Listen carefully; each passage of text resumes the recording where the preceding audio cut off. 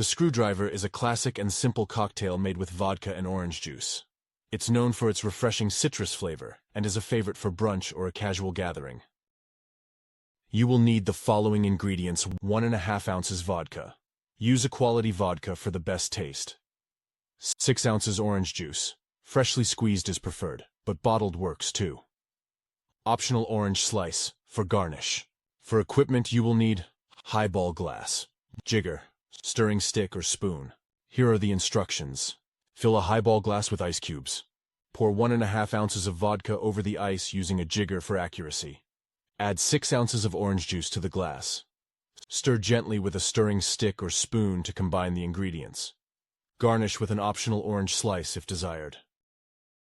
The screwdriver's origins are somewhat controversial, but it is believed to have been created by American oil workers in the Persian Gulf.